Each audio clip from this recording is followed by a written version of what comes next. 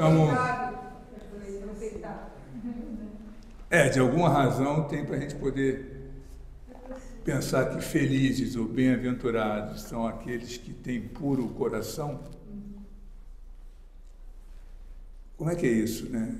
Quem são aqueles que têm puro coração? Esse é um dos objetivos da nossa encarnação, é tornar os nossos corações puros. Como fazer isso? Nós temos um exemplo máximo de quem tem puro coração. Seguiu os 4 evangelhos e mais alguns outros livros da doutrina espírita. Então, como eu consigo tornar o meu coração puro, afastar a iniquidade, a maldade, a inveja, o ódio? Porque o ódio, principalmente, ele macula tanto o nosso coração, que o que é o ódio? O ódio, na verdade, quando eu odeio alguém, eu mato esse alguém dentro do meu coração. Isso é o fruto do ódio, é matar alguém dentro do meu coração. Dependendo de onde eu esteja, do grau de adiantamento que eu tenha, eu vou procurar efetivar materialmente esse sentimento. Se eu correr atrás disso e fizer isso, eu vou eu vou materializar o meu ódio, eu vou tornar o meu ódio material. Eu vou lá e vou matar o cara, eu vou tentar pelo menos. Não é isso? Então isso torna meu coração impuro. A inveja, invejar o que os outros têm. Por que eu tenho que invejar o que os outros têm? Qual é a vantagem que eu tenho inveja? Tem um tal de inveja branca, né? Isso é uma coisa que, pelo amor de Deus, né? A começar pelo adjetivo branco, que traz todo o racismo estrutural da nossa sociedade, que é essa coisa do centro de mesa branca. Esse aqui é um centro de mesa marrom. Como é que faz? O que eu vou fazer com um centro de mesa branca? Mas vamos voltar para a nossa conversa, que é melhor. Então, tornar puro o coração é seguir o exemplo de Jesus. Jesus foi o maior exemplo de todos que nós tivemos nessa terra. Ele, o criador do nosso planeta, né, um co-criador, um espírito, um demiurgo, um espírito tão elevado que ele recebeu a missão de construir um planeta. Então, Jesus, secundado por alguns de seus companheiros e tal, e fez isso que a gente chama de terra. Tem mais água que terra, mas sei lá o que chama de terra. Nós chamamos de terra, viemos para cá. Alguns de nós vieram para cá porque foram expulsos de um outro lugar. Não é isso, seu Ivan? Nós fomos convidados a nos retirar lá de um planetinha básico, lá de Capela e tal. A gente estava fazendo tanta roça, tanta bagunça, que os caras cansaram a beleza, cansaram da gente, falaram, olha, vocês vão ter que esquecer a internet, esquecer ar-condicionado, poltrona fofinha, cobertor, vocês vão viver tudo na Idade da Pedra de novo, vão passar lá um perrengue lá naquele planeta sem vergonha, que tá lá, vão para lá. Muitos vieram, milhares, milhões vieram, alguns voltaram porque entenderam o motivo de terem vindo para cá, fizeram por onde tornaram seus corações puros, subiram de nível e ganharam o direito de reencarnar em outros cantos. Não sei se voltaram para o mesmo planeta de onde vieram, mas se não foi para aquele, foi para um outro. Outros ainda circulam por aqui, prestes a ganhar um segundo chute no traseiro. Vão ter que ir para outro planeta, porque a estada de alguns milhares de anos por aqui não resolveu. Continua com o coração pesado, impregnado de ódio, de rancor, de maldade, de rapina, como diz o outro. E como é que faz? Vai ter que ir. A sorte é que é um número, vamos lá, 10 seguido, não dá para escrever aqui, não, nem o quadro está vendo. É um 10 seguido de 23 zeros. 0, 0, 0, 0, 0, 0, 0. Cansa. De planeta que a gente sabe que existe. Então, lugar para a gente ir, tem. Teve uma vez um rapaz, um amigo do Chico Xavier, chegou lá desesperado para falar com ele que o mundo ia acabar, que era Guerra Fria, que ia estourar bomba atômica, Chico, o mundo vai acabar, para onde nós vamos? Não tem problema não, meu amigo, se o mundo acabar, nós vamos encarnar em outro, não falta mundo nesse troço. Então, por que ter medo disso? Por que ter medo de desencarnar, por medo de morrer? Eu acho que é igual no restaurante, quando termina tudo, vem a conta. Às vezes toma um susto com aquela conta que o cara do restaurante mostra pra gente. É quando a gente for lá para o outro lado, lá vão vir mostrar a nossa conta. Nesse, Ivan. E qual é o tamanho da... Quantos zero tem depois do número à esquerda? Zero à direita é tranquilo, é mole. Esse eu queria ter. O zero à esquerda fica mais complicado. Ou ao contrário, né? Que eu acabei de falar uma besteira e ninguém me corrigiu. Né? Mas tudo bem. Não quis falar nada. Né? As aulas de matemática fugiram da escola, né? Mas tudo bem. O zero à direita conta, o zero à esquerda é que não conta, né? É o contrário. Então, o zero à esquerda, a gente estava bem na fita.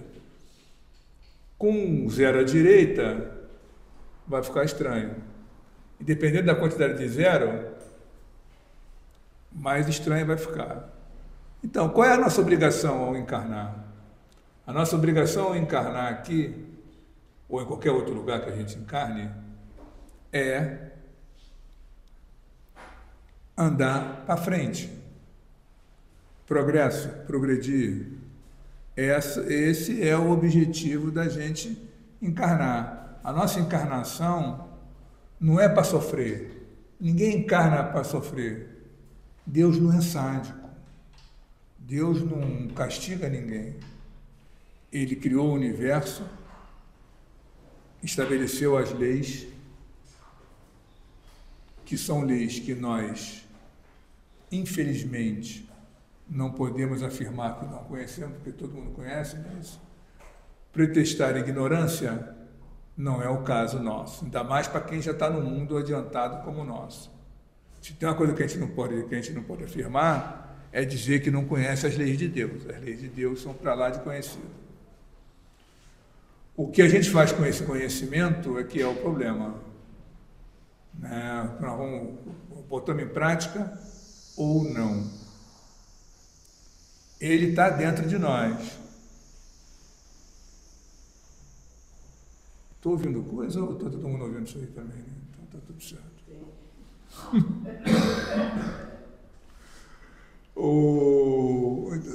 O que nós fizemos? Né? Nós viemos para cá com esse intuito, como eu estava falando, do intuito da gente evoluir, da gente ir para frente. Às vezes a gente anda um trecho bom, grande, faz bastante coisa boa. Às vezes não. Para nossa sorte, a gente também não regride.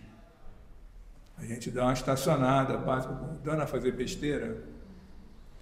E aí, quando a gente dorme, deita de noite, vem uns amigos da espiritualidade mostrar para a gente: meu amigo, acorda, Zé Mané, você não está vendo que está fazendo tanta besteira, você não aprendeu, não? Aí eles vêm, bate um papo, chama a gente vem na casa espírita, a espiritualidade também dá uns puxão de orelha, e a gente faz ouvido de mercador, finge que não entendeu e continua metendo o pé na jaca. Aí o que acontece? Vai por bem, vai por mal, não é isso? Aí o bicho começa a pegar, aí vai vir uma doença aqui, uma doença ali, um revés econômico acolá, outra coisa que acontece, as coisas vão começando a ficar meio estranhas para ver se a gente acorda. Se de alguma maneira esse despertar foi eficiente e nós procurarmos saber o porquê que as coisas acontecem, é perder tempo. Saber o porquê. Eu tenho que saber para que serve. O que eu vou tirar de proveito com aquela situação na qual eu estou hoje? Com a minha doença estranha que aconteceu, que eu estava bem, de repente apareceu uma coisa esquisita, eu não sei para que é, de onde que veio isso. Deus me abandonou, Deus não gosta de mim, começa aquela lamuriação, aquela choradeira, hein? Isso não vai levar a lugar nenhum. Até porque é uma grande ignorância achar que Deus abandona alguém. A gente abandonar Deus pode acontecer. Acontece mais do que a gente imagina. Agora, Deus abandonar a gente, isso não acontece. Né? Ele manda uns anjos de guarda assim para a gente, assim, ajudar a gente. Então, mas a grande questão nossa, voltando ao início da nossa conversa, é a importância de mantermos o coração limpo. Fora da caridade não há salvação. Esse é o mote da nossa doutrina espírita, que todo mundo aqui conhece. Então, o que é essa fazer a caridade? O que é a caridade? Vamos falar para a gente aí. A nossa dificuldade que nós temos é que ainda não nos vemos como espírito. Então, no mundo material que nós nos encontramos, nós ficamos deslumbrados com as coisas boas. E como ainda somos egoístas, não queremos que aqueles que estão do nosso lado também usufruem aquilo que nós queremos só para nós. Aí começa todo o nosso drama, desde capela, como você falou. Agora que nós estamos tendo uma visão verdadeira do que vem a ser viver a nossa existência. Nós sabemos que aqui é apenas uma escola. Vamos voltar para o mundo espiritual. E voltaremos aqui tantas vezes quantas forem necessárias. Essa que é a nossa dificuldade. A gente ainda não consegue se ver como espírita e ver o que está em torno de nós, que são nossos irmãos. A doutrina espírita, como o Ivan acaba de falar, ela nos ensina que nós somos espíritos. A doutrina espírita tem por base 5 pilares de sustentação, que são a existência de Deus, a existência dos espíritos, nós, a possibilidade ou a comunicação efetiva entre encarnados e desencarnados, a reencarnação, que é a pluralidade das vidas, e a pluralidade dos mundos habitados, que é esse 10 elevado à 23ª potência, e contando a quantidade de planeta que tem aí. Então, o que nós temos que fazer? Somos espíritos, sabemos disso. Mas não agimos como? Mas não agimos... Como? Ou seja, conforme a lei de Deus. Isso, e tem uma outra coisa também que nós estamos careca de saber e ignoramos solenemente: a reencarnação. Além de sermos espíritos, porque há quem acredite que é espírito, mas não reencarna, não tem? Tem muitos cristãos que advogam essa ideia. Para nós, além de termos a consciência de que somos espíritos, nós reencarnamos. Então, o que é essa possibilidade que a gente tem de reencarnar? Entre muitas coisas que a reencarnação nos possibilita, uma coisa fantástica que é a demonstração do maior amor que Deus tem para com todos nós, é a famosa reencarnação. Porque vocês imaginam se eu tivesse só uma chance de fazer o que eu tinha para fazer, o que é fazer o certo.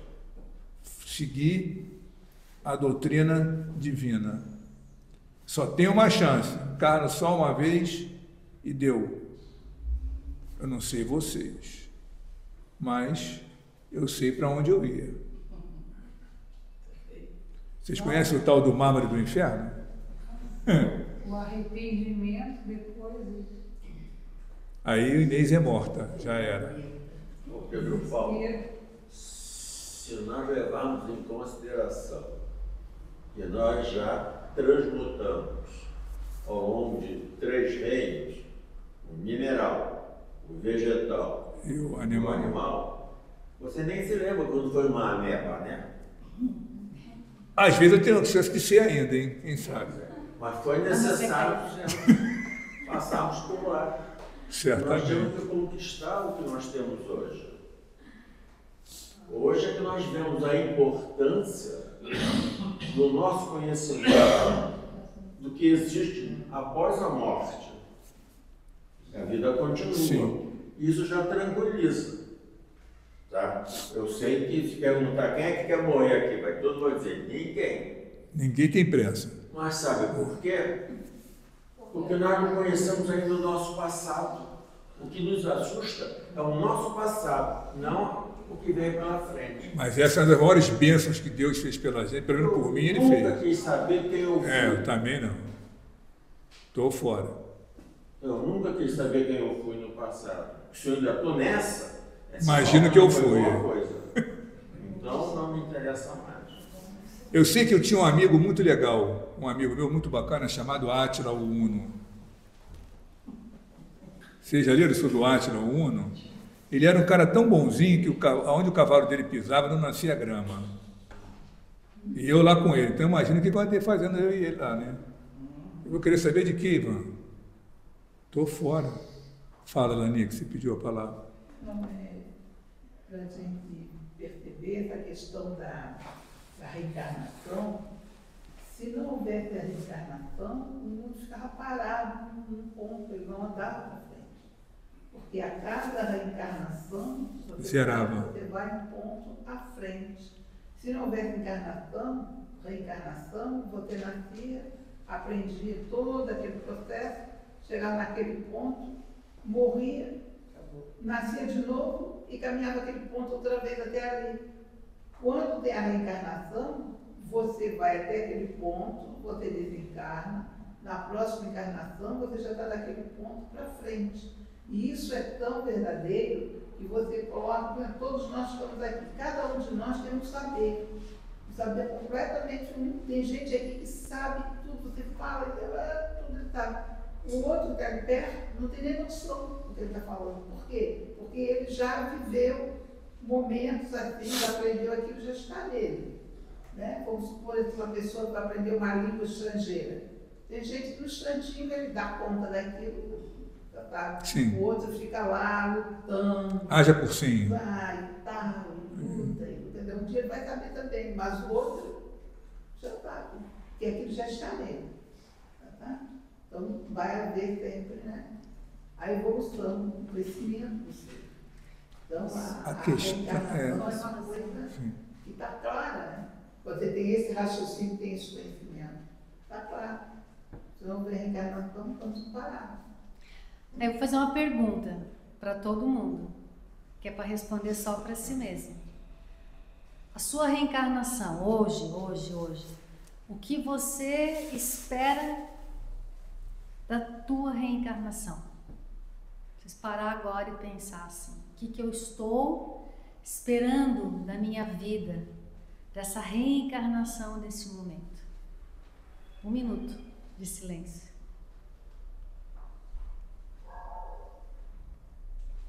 Porque está sendo falado aqui que é uma coisa muito séria. Posso falar a minha opinião? Para mim, foi conhecer a doutrina espírita. E aí, abriu a minha mente. Agora eu sei por que eu existo. Antes não. Eu só vivia através dos meus 5 sentidos. Comer, sexo, eu dormia, porcaria toda.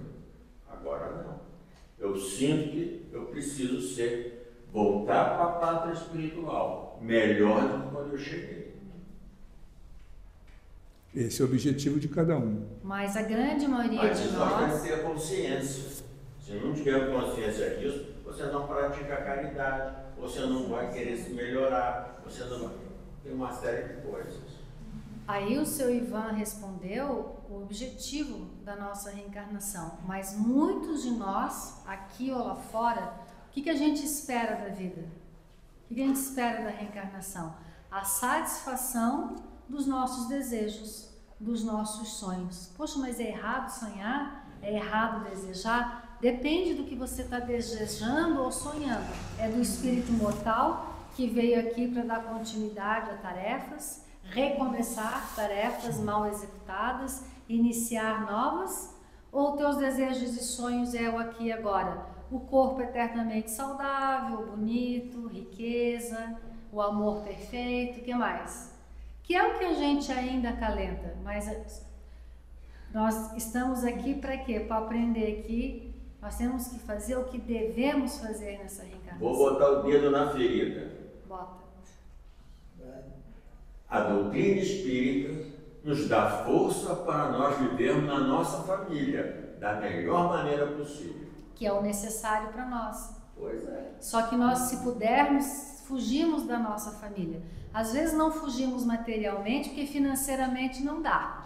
A gente tem que viver no mesmo teto com aquelas pessoas, ou até moralmente a gente já tem um empecilho, não posso fazer. Mas lá no fundo do coração o desejo é outro, o sonho é outro. E quando nós compreendemos a proposta da doutrina espírita, a proposta do Evangelho de Jesus, a gente vive o que deve ser vivido, nessa necessidade de espírito mortal. Não precisamos ter detalhes. O Pedro brinca, né, do amigo dele, Uno, né, do Átila. O meu era Uno, dele Átila, a gente elege. Numa simbologia de que, como espíritos em evolução, ninguém aqui já está perfeito. Então, nós tivemos processos dolorosos em nós, com a família, com o país em que nós vivemos, com a estrutura social em que já vivemos, e retornamos para fazer melhor. Perfeito a gente não vai fazer ainda, mas fazer um pouquinho melhor, né, Pedro? Essa é a ideia. Hoje a gente, por exemplo, já procura, quando falar, melhorar um pouquinho a fala. Já sabemos as consequências de quando a gente fala para o público, coisas que levam à perturbação, à violência. Então hoje, quando somos convidados a falar, a gente já procura resgatar o Evangelho. Eu e Pedro Paulo estamos começando a aplicar a Lei Áurea. Então. Mas não é aquela da Princesa Isabel, não, hein? É outra Lei Áurea. Não é da Princesa Isabel. Essa já está valendo, não caducou, não, hein? Vocês prestem atenção, hein? Não fazer aos outros que não desejais que vos façam. Essa é a Lei Áurea, essa é a regra áurea que está em toda e qualquer filosofia, toda e qualquer religião que se preze. Isso está escrito com todas as letras. Obviamente com uma palavrinha diferente da outra e tal, mas o fundo é sempre esse.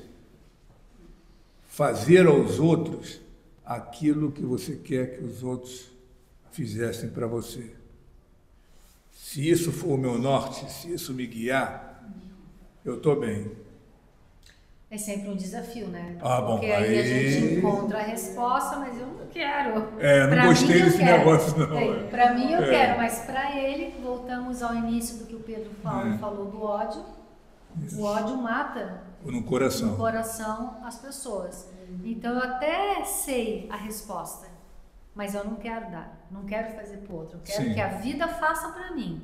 Mas para aquele que me magoa, que me despreza, que não me valoriza, eu quero o pior. Nós ainda navegamos nisso, mas tudo bem. A gente está aqui para isso, para perceber que esse não é mais o caminho, que é difícil, mas que não estamos sozinhos. A casa espírita, esse momento serve para quê? Para higienizar a nossa mente, tratar o nosso coração, a nossa ferida, né? Mas você falou uma coisa certa, a percepção. E a gente tem que estar sempre atento a isso, porque toda a doutrina espírita é para relações humanas, ou relações entre espíritos. Se nós não aprendemos a nos relacionar, nós vão ficar claudicando sempre no mesmo degrau. E foi o que Jesus fez, né? Jesus se relacionou conosco, ele não ficou numa montanha, num castelo, se isolou. Ele se relacionou com todos, de toda a faixa etária, classe social, com quem perseguia, com quem entendeu mais ou menos. Ele se relacionou para nos mostrar que é isso.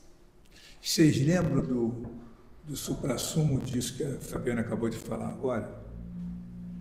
Quando Jesus vai lá no poço dos samaritanos e o pessoal volta e encontra com ele, o que ele está fazendo no poço da água? Vocês lembram o que ele estava fazendo no poço? Ele estava conversando com uma mulher samaritana. Não bastasse fosse mulher, ainda era samaritana. Duplo. Os caras não entenderam nada, ficaram doidos com ele. Falaram, mas o que você está fazendo? O que eu estou fazendo? Me relacionando. Ela é o quê? É gente? É filho de Deus? O gentio é filho de Deus? O romano é filho de Deus? O dominador é filho de Deus? Todos somos filhos de Deus. Todos merecemos a misericórdia. Todos merecemos afeto, carinho, proteção, amizade. Todos nós. Uma outra pergunta que não precisa responder. Quem é a samaritana hoje em dia? Quem é o romano? Isso. Quem é o dominador? Quem Então, é por o aí. diferente? A gente só mudou os nomes, as marcas externas, mas as posturas, e nós continuamos agindo como os apóstolos. Sem entender o que Jesus falou. E ainda botando palavras na boca do Cristo, atitudes do Cristo que não foram e nunca serão dele. Ainda Nós temos, temos como o isso. seu Ivan falou, percepção e muito cuidado com o que a gente o que pensa, o que sente, porque ainda nos deixamos envolver pelo mundo, porque ainda somos mais do mundo do que de Jesus. Mas a gente já conhece ele. Sim, Então, pelo menos isso. A nossa consciência, ela vai estar de vez em quando berrando. Quando a gente começa a ficar muito doente, não só do corpo, mas da mente, muita angústia, muita ansiedade, muito medo, é porque a gente está numa luta interna com esses princípios morais. Sim. Aquilo que a gente às vezes acha que é ruim na mente, no corpo, na verdade, é a própria vida fazendo que a gente desperte para as nossas emoções. Mas eu venho no centro espírita, tomo passe, assisto palestra, faço tratamento na quarta-feira, grupo de estudo, e como é que eu posso ficar doente? Como é que eu ando com medo? Síndrome de pânico? Como é que tem espírito ruim me rodeando? Aí eu vou fazer um parênteses. Eu tive visitando as crianças na evangelização da casa, a convite delas, elas têm de 9 a 10 anos, viram aquele livro Nosso Lar, o filme Nosso Lar, e convidaram para a gente conversar. Eu bem bobinha vim, né? Eles tinham uma lista de perguntas. E uma das perguntas, 9 anos, a menina fez para mim. Por que o André Luiz, para visitar a família dele depois que morreu, precisava ter bônus horas para ter permissão para visitar? E por que os espíritos do mal podem entrar na nossa casa a hora que quiser? Inteligente a pergunta. Isso é um troço estranho, né? Gente, Quem é bom não pode, mas quem é mal pode. o que significa? Que esses espíritos sofredores, doentes, adentram a nossa casa, o nosso campo mental, porque nós convidamos. Só isso. Os espíritos do bem, evoluídos, eles pedem permissão, ou tem que ter permissão. Tem que Porque, ser às convidado vezes, também, né? Não, e a gente tem que fazer por merecer também a visita deles. Porque a gente implora pela visita dos benfeitores, dos espíritos do bem, mas a nossa casa mental e a nossa casa material é uma bagunça. É palavrão, é discussão, é desordem física mesmo, negócio bagunçado, sujo, de preguiça, de negligência. Aí a gente vive essa dualidade e daí por isso que a gente adoece. E ainda vamos adoecer por um tempo, mas podemos adoecer menos, adoecer com menos intensidade ou mais consciente para poder lutar. Porque também a doença, o equilíbrio não vai voltar, né? Mas eu venho no centro espírita e quer que tudo resolva. Aí a gente pergunta, há quanto tempo está essa confusão na tua vida? Às vezes não é de uma existência, são de várias. Então nós vamos levar um tempinho para organizar, mas que bom que começamos a organizar. Tem aquela, não sei quem é que fala, se vocês lembrarem, me avisa, que conhecer a doutrina espírita e o evangelho é como entrar tá vivendo numa casa tudo escuro. Aí quando tu conhece o evangelho, a doutrina, tu liga a luz. Aí tá tudo bagunçado. Aí o que você tem que fazer? Lastimar? Não. Aí você vai começar a organizar aquela casa. E demora, né? Quem organiza casa bagunçada e suja sabe que demora para organizar e que demanda tempo, atenção, manter limpa. Muitas vezes a gente vem cansada, apagar a luz de novo, que eu não quero ver nada. Não quero mais, cansou, é exaustivo. É exaustivo, é desafiador. Eu quero fazer outras coisas, eu quero ir passear, eu não quero limpar a casa, eu quero viajar, eu quero ter um QI. São os desejos versus as nossas necessidades. Voltamos à pergunta: o que eu tenho pensado sobre a minha reencarnação, já à luz da doutrina espírita? Eu tenho mais sonhado e desejado ou em busca do que realmente é necessário para a minha evolução espiritual? Eu tenho certeza que a Terra, como um local de expiação, de provas e expiações, as expiações de 1 a 10, eu estou no 8. E nas provas, toda semana eu volto. Uma vez por semana só, Raquel? Toda semana. Eu rodo todo dia, não é uma vez por semana. Não, por isso estou dizendo, já subi. Ah, então tá bom. Há uns tempos atrás era 3, 4 vezes por dia. Agora é uma vez por semana. Opa, então você tá indo pra Estou me frente. achando maravilhosamente bem. Essa é a minha impressão de que o estresse de encarnação. Está duro, está horrível. Mas eu já sei que se eu pensar mal de ti, eu já pensei e eu sei que você pode pensar igual de mim. Você não pensa igual de mim. Eu já evolui, não posso nem ficar perguntando. Essa é a minha evolução. Eu tinha ódio da minha sogra. Já te contei isso para vocês. 37 anos para criança, 37 anos eu contei isso. Ela me detestava como nora. E eu amava como mãe ela. A minha mãe me tinha como filha, mas me entregou para um cara que não era o que eu queria casar. Aí depois de adulta, quando a minha mãe faleceu, a minha sogra também faleceu, eu botei as duas na balança. A minha sogra não me aceitava porque ela tinha uma outra pretendente para o filho dela. A minha mãe me entregou para aquele senhor, porque ele não bebia, não fumava, não jogava, não tinha débil mental nem maluco na família, e era funcionário do IAPC. Opa. Gente, era funcionário federal. E aí errou mais. A minha mãe que me desprezou ou a minha sogra que me humilhou? A sogra que quis bem do filho ou a minha mãe que quis bem para mim como filha? Qual é dos errou mais, Fabiana? 1000 vezes a minha mãe. E eu a perdoei. Ela faleceu na sexta-feira santa, às 6 horas da tarde. Ela disse para mim: me perdoa, Raquel, sua sogra está perdoada. Porque o que a senhora fez me causou tanto mal. Eu tenho 3 filhos maravilhosos, eu tenho netos. Hoje eu já tenho até uma bisneta. Mas pensando bem, disse: não estou certa, Fabiana. Como é que eu vou odiar a minha sogra se ela deu a vida pelo bem do filho? E a minha mãe me entregou para aquele cara. Olha. A filha dela. Por isso, Raquel, que a gente tem que reencarnar várias vezes, porque veja bem. Então eu acho que já estou. Numa existência. A nossa dificuldade é que nós ainda não sabemos amar o próximo. Ainda não sabemos. Ainda somos egoístas, colocamos uma série de defeitos nos outros, o aspecto, a maneira de falar. se está limpinho ou se está sujo, nós não sabemos amar. Jesus amava nós como era.